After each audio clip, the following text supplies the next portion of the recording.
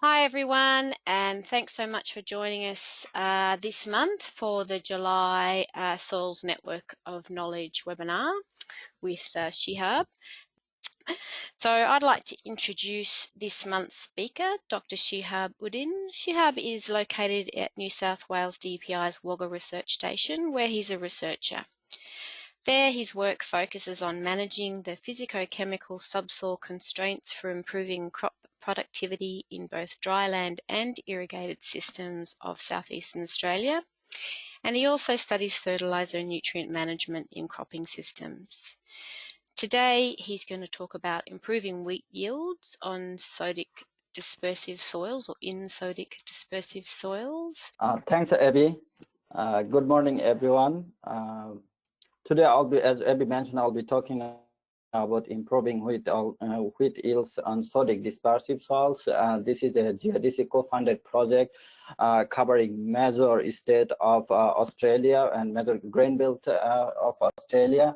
A New South Wales component of this project is led by us and Tabakule, and as you can see from the list, a big group is involved on day-to-day management of this activity.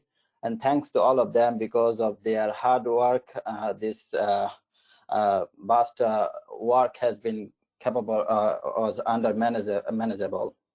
So here I have tried to show the distribution of sodic soil in major grain belt of Australia, and the percentage of area coverage has been indicated by the color code. So the darker the color means major area of this particular region has sodicity issue. And as you can see from this map, covering the northern region and the southern region and western region, there is a huge proportion of this lands have sodicity issue. And what happens if we look at the map on the right hand side, that is showing the yield gap associated with this sodicity compared to the water limited potential. And as you can see from the scaling, again, this yield gap due to sodicity can range up to 0.5 ton per hectare. So when we compile or multiply this yield gap in terms of ton per hectare with the area coverage, it gives us a figure of something like that, $1,300 million annual loss that the grain industry of Australia is occurring every year due to soil sodicity. And again, from this distribution of this sodic soil, we can see that for agriculture, soil sodicity is a kind of national issue, and our project also have a national approach to deal with that problem, and we'll talk about this further when we proceed in the next few slides. In next few minutes, I'll be trying to talk something about the basic chemistry of sodic soil and some of the problem associated with soil sodicity. So here we have seen that we can see the negatively charged clay particles. They are surrounded by the different cations in the natural environment. So in real world, you will expect a proportion of all this cation like divalent cation, calcium, magnesium, and the monovalent cation, potassium, and sodium to have balanced nutrient for the crop. But the problem occurs when any particular ion like dispersive ion like sodium increase in this cation exchange complex that's indicated by the ESP value. That leads to the problem. So for Australian condition, ESP value of 6 is considered as sodic, but for world reference, this value is considered 13 or above for sodicity issue. So why there's discrepancy for sodicity limit by ESP 6 and 13? That's because not only the sodium itself is responsible for dispersing the soil, there are other cations like calcium, potassium, and magnesium. They also have some effect, and the calcium has a flocculating effect, and their combination is also actually leads to the soil dispersion. So here we can see some soil solution in different jars. These are all sodic soil having ESP value of 13 and above.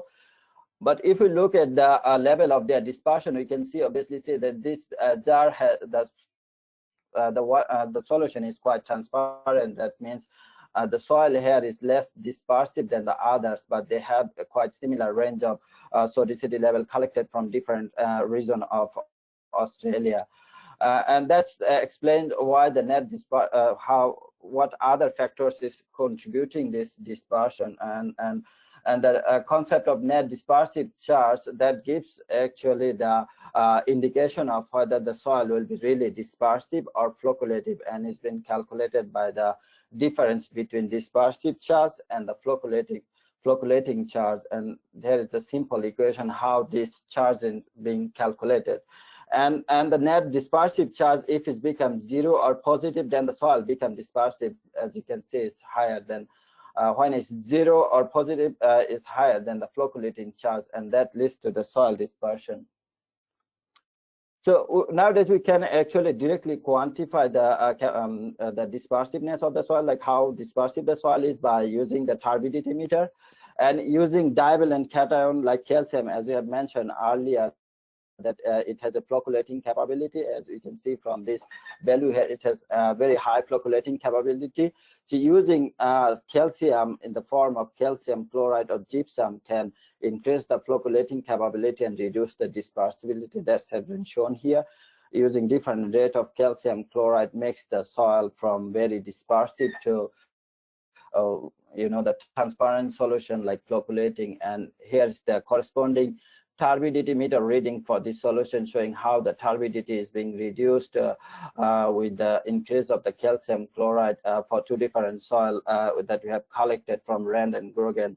And both of the soil has high pH above 8.5 to 9 and a ESP value of 15 and above at this level. So some of the problem associated with the sodic soil is they are highly dispersive and they have poor soil structure. And when these soils comes in contact with water, this dispersed clay particles actually block all the macropores, and that leads to the transient waterlogging condition following any small rainfall event, and that creates the poor aeration in the rhizosphere zone. Again, due to high clay content of this sodic dispersive soil, the water is tightly held by them, and they have a very narrow range of plant available water content. And often sodic soil is associated with the nutritional toxicity, like abundance of sodium leads to the toxicity level. So what happens if the sodicity levels prevails at the surface layer following the rainfall event and the soils dry up, they form a surface crust. And if this happens in the early, during the germination stage of the crops, that greatly reduce the germination percentage and affect the plant density. But still, if it happens at the surface level, we can control it by applying gypsum or other calcium source. But the real problem is when this dispersion happens on the subsoil layer, and when they dry up, the compacted layer they form in the subsoil layer prevent the root growth, and that leads to that hampers the water availability that we'll see in the next slide.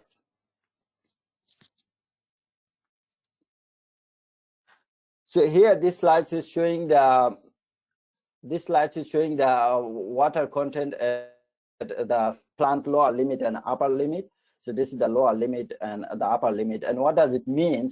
The water in this range is available for the plant. So this is called the plant available water content, or in other words, the bucket size. So in normal condition, this whole water should be available for the plant. But as we have mentioned earlier, due to dispersive sodic soil or some other subsoil constraint, when they prevent the root growth to go to the subsoil layers, a significant portion of the subsoil water is remain unavailable for the crop. So it greatly reduces the bucket size. So if we want to improve the grain yield under such condition, the prime mechanism would be to increase the accessibility to the subsoil water for the crops to have better yield and farming profitability. And how can we have that? We can have that by two different mechanisms. One is by soil management, we have shown our earlier work using different organic and inorganic amendments. In the subsoil layer can improve the root growth and hence leads to the improved subsoil water extraction and increase the grain yield. And here is some data from our earlier work that that subsoil amendment can increase the grain yield up to 20 to 40% per year. And this graph is showing the cumulative effect over 3 years that we have achieved more than 110% of grain yield compared to the control condition by using a combined application of organic and inorganic amendments and nutrient at the subsoil layers. The result from this particular experiment has been presented by our Ehsan Tabakoli in April webinar. So if you are interested, it's still available online. You can go through it. So other mechanism of improving grain yield under such a constrained soil is to select the better genotypes that has capability or tolerance level to give higher yield, and also to identify the traits that are associated with this tolerance limit, and that can be incorporated in the new breeding line for having better yield and farming profitability under such poorly structured soil condition. So from today, I'll mostly talk about this section, how to improve the profitability or crop yield under subsoil sodicity by using genotypes. So for setting up a trial for our work, we actually try to select a very identical sites that meet all the criteria. So we do some site characterization, like the graph here is showing the distribution of soil pH in the soil profile. So in the y-axis, we have been shown the depth, and the x-axis is the pH value. So as you can see, the surface soil, the soil is quite slightly acidic to neutral, but with the increasing depth, the soil pH is increasing, and by the time it reaches 20 centimeters of the soil profile, this goes above 8.5, and within 20 to 40 centimeters, these values cross 9. And this high pH actually increases the solubility of carbonate and bicarbonate ions and leads to the toxicity level. So the exchangeable sodium percentage of that profile follow the similar trend of soil pH. It increases with increasing depth, and within this, again, 20 to 40 centimeter depth, this value goes up to 30%. And this high SP value again shows all the problems that we have explained few slides ago, that all dispersion and poor structure and waterlogging effect under such condition. So our profile had the topsoil are up to the depth of 40 to 50 centimeter. The EC value is quite low, so there was no prominent effect of salinity, but it might have some effect in the very deeper depth. We did not go that far for solving this issue. And this photos here is showing how the dispersion of the soil keeps increasing with increasing depth. That's because of this increasing ESP value and pH value with the depth. And say at the surface, although they have no dispersion, but by the time it's reached 40 to 60 centimeter depth, the dispersion get really high. So although this data has been presented from a particular site, but keep in mind, this is very typical nature or feature for most of the sodic soil that's been available in the southern and northern region of Australia. So this is an aerial view of the screening trial that have run in Grogan 2019. So we run this trial in a farmer products to have the real picture of the farm environment. And this data is from Grogan 2018 and 19 screening trial, where we have used a range of commercially available cultivars to screen them under subsoil sodicity, having a ESP value of more than 25 to 30% within the depth of 20 to 40 centimeter depth. And what we can see that under such condition of highly intensive drought, both in 2018 and 19, still this genotype show a wide range of variability of grain yield from 0.6 ton per hectare to up to 2.1 ton per hectare. And the other interesting thing is in both years, the genotype responded quite similarly, because the environmental condition and the growing season rainfall actually was quite similar. And it was below 140 millimeter for the growing season, and was quite intensive drought in this both studied year. And what we did in this table is we tried to rank 11 genotypes that were common in our 3 years screening trial in RAN 2017 and in Grogan 2018 and 19. So we scored them from, we ranked them from 1 to 11 in a descending order, like from highest grain yield to the lowest grain yield. So genotypes having a score 1 means it has the highest yield on that particular year, and 11 means that lowest yield. So what we can see here, that the genotypes like Korak, Emu Rock, and Mess, those genotypes always sitting on the top 5 top performing genotypes, whereas Gregory, Santok, and Sanko, they were always in the lowest, like 3 lowest performing genotypes. And Hartog, although it was not available in 2017 trial in RAN, but we can see here it was also again sitting in the very low performing range in this both studied year. So what we did at the end, we tried to identify different traits that leads to the genotypic difference under such conditions. So we use drone technology to identify the phenotypes that can explain our yield variability, and we also use some underground or the subsoil root growth parameters to see how can we explain this yield variation. So here we're showing the soil moisture data from different depth during the harvesting of the crop. So again, the x-axis is showing the depth. Sorry, y-axis is showing the depth, and the x-axis is showing the nutrient probe reading. And the higher value means the higher water is in the soil profile. And as I mentioned, this value is from harvesting time. So higher value in the soil profile means higher soil water was left in the profile unused by the crop. So the variety or the genotype was unavailable to extract the water. So you can see from this both year, like 2018 and 19, Hartog is always sitting on the right side, giving that it was it has poor capability of extracting subsoil water, maybe due to poor root growth. Whereas on the other hand, Emu Rock, it has higher water extraction in both year, like 2018 and 19. And this difference in water extraction in this subsoil layer particularly actually leads to yield improvement from 0.6 ton per hectare to up to 1.7 ton per hectare for this both genotypes. And this graph is showing how the grain yield of those genotypes are correlated with the biomass at harvest and with the harvest index. And as you can see, it has no correlation with the biomass, but has a strong and positive correlation with the harvest index. What does it mean? These genotypes, they have produced enough biomass, but due to this intensive drought condition, they could not transfer this all biomass into the grain yield.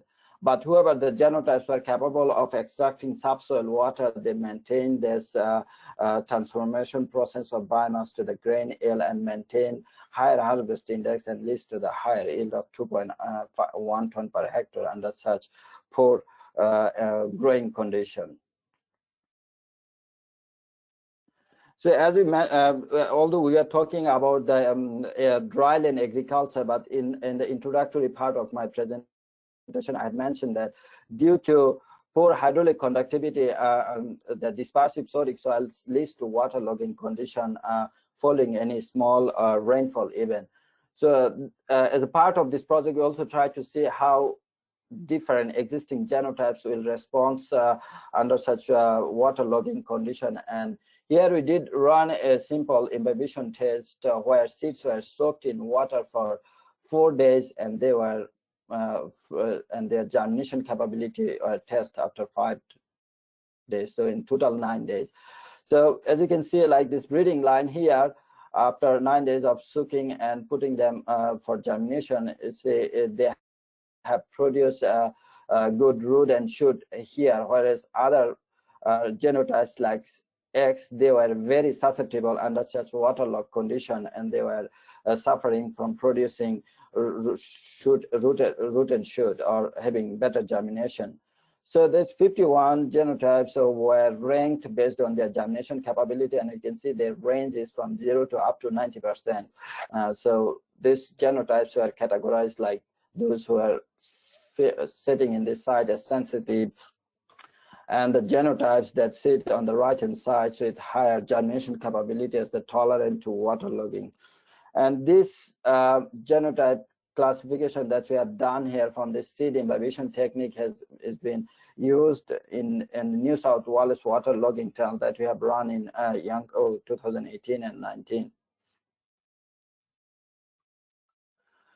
So that's the waterlogging trial that we have run in 2018 and 19. And what we actually did, we used the irrigation facility of the Yankee Ag Institute and ponded this plot every day by opening this irrigation channel and increase the water level up to 10 centimeter high from the surface. And we maintained this for 1 week, and then after that we drained this out to dry the soil. And we also had an additional double haploid mapping population trial where we had more than 312 breeding lines to test their different tastes, how they respond under waterlogging condition.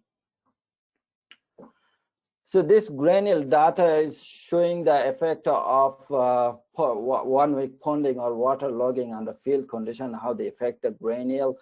And overall, the granule was 11% lower under waterlogged, that's indicated by the black bar, than the compared to the control condition.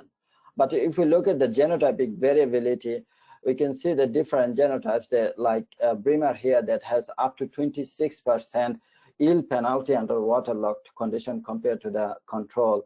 Whereas some other genotype or breeding lines like here, they had no yield penalty or sometimes even some positive effect, although not significant compared to the control condition. So there is a huge range of variability among the existing genotypes in terms of their performance under transient waterlogging condition.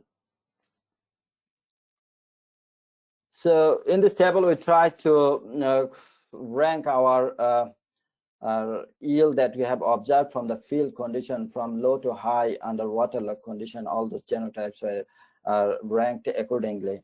And this is the ranking that we have done from our seed imbibition technique. So apart from like this genotype X here and couple of breeding line and genotypes on the tops, so other genotypes actually follow the pattern that sensitive genotypes has lower grain yield or the tolerant has higher grain yield. So the seed imbibition technique and the development of root and shoot at the early stage actually could explain a bit of yield performance at the end of the season for waterlogging condition.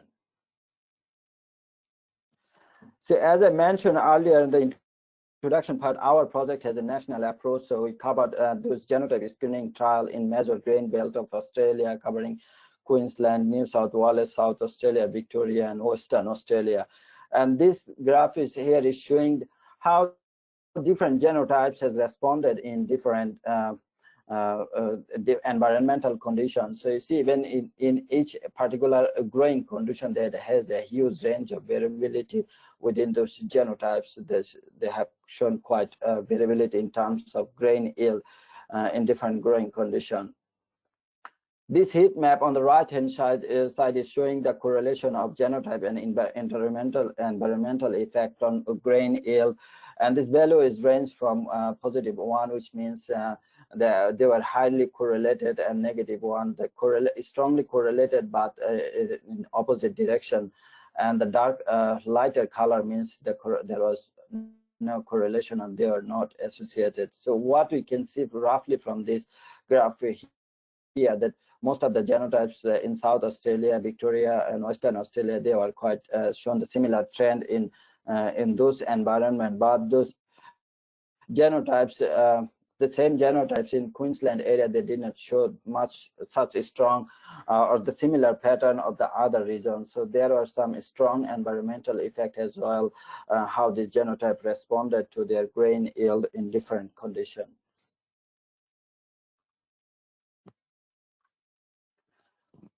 So as we have included a range of genotypes in our screening trial under different growing conditions, we have grouped them into different categories. For this particular reference, we have grouped them depending on this boron tolerant or sensitive, or that this genotype has long root or short root and has a high biomass and low biomass. So this actually gave us 4 different scenarios, like tolerant genotypes with long root and high biomass indicated by the orange color. And we also have like sensitive genotypes with short root and low biomass, quite opposite trend.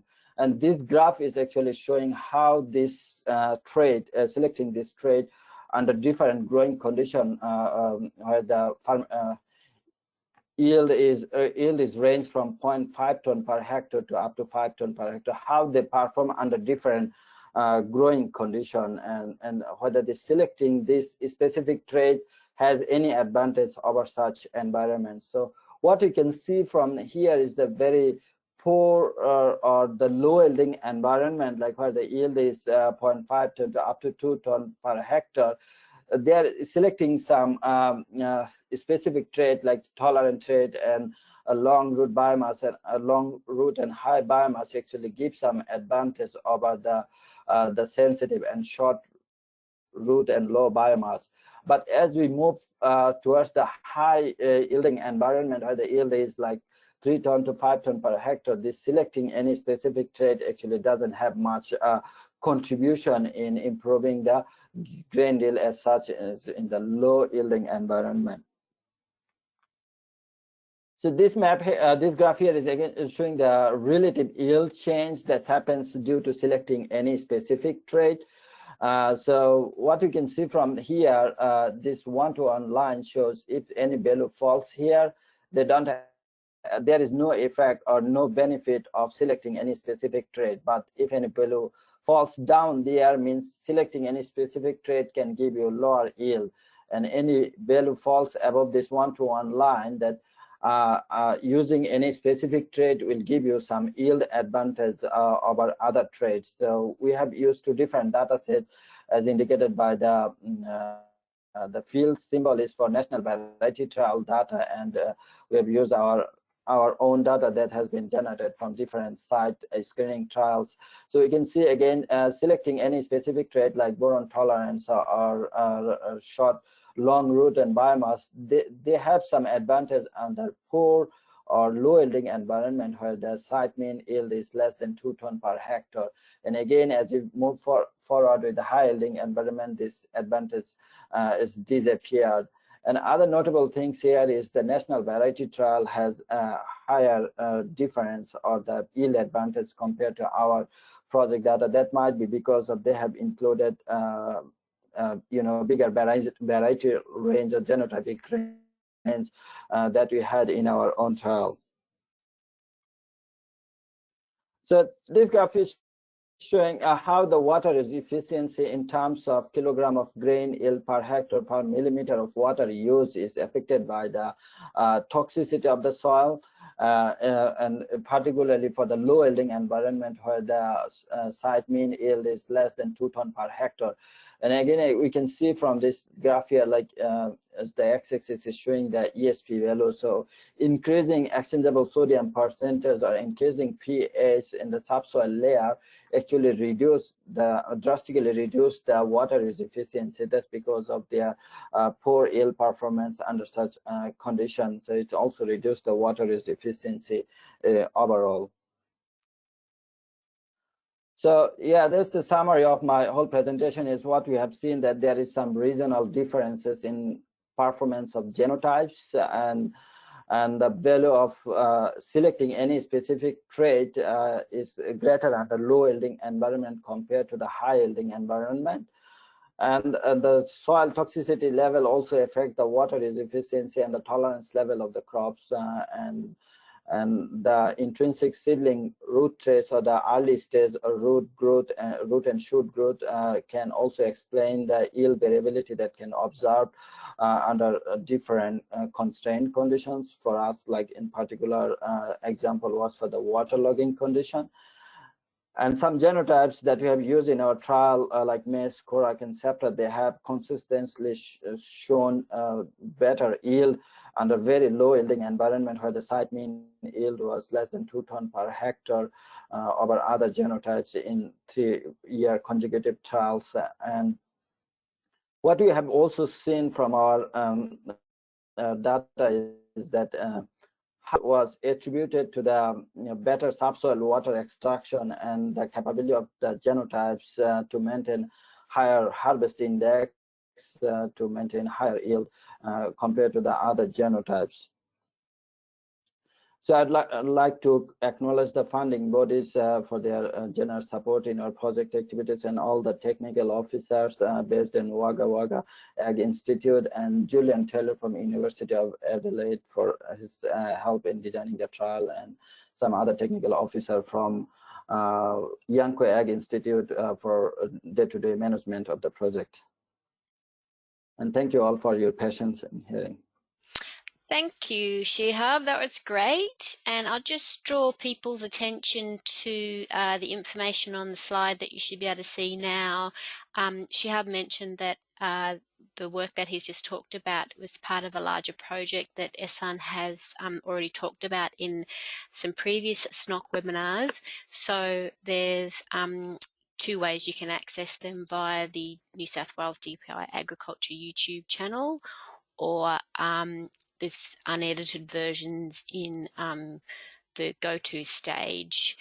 So that just means you have the 5-minute spiel at the front from me to get through, but they're your 2 options. Thank you very much, Shihab, for presenting today, and thank you everyone for attending, and we'll see you all next month, hopefully. Thanks, Shihab. Thanks, Abby, and thanks everyone for your patience.